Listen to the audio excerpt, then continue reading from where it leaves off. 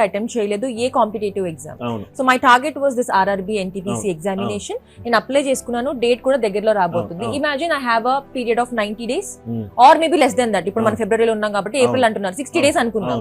So ఈ short term లో నేను ప్రిపేర్ అయ్యి ఎగ్జామినేషన్ ని రోజులో ఎన్ని గంటలు నేను పెట్టుకోవాలి టార్గెట్ గా, తర్వాత ఏ టాపిక్స్ నుంచి in descending order.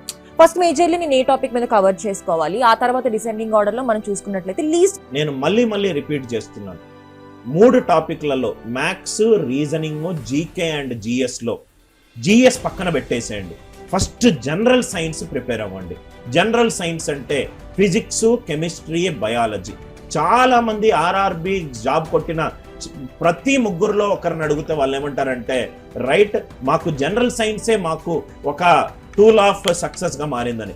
First general science complete చేయండి, ఫిజిక్స్, కెమిస్ట్రీ, బయాలజీ.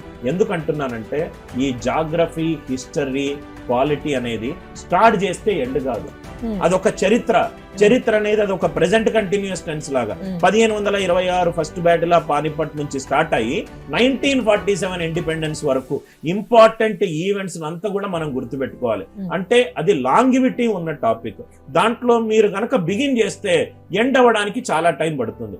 ఫిజిక్స్ లో మనకు డిఫైన్డ్ సిలబస్ ఉంది, కెమిస్ట్రీలో మనకు డిఫైన్డ్ సిలబస్ ఉంది, బయాలజీలో డిఫైన్డ్ సిలబస్ ఉంది, most likely school level syllabus.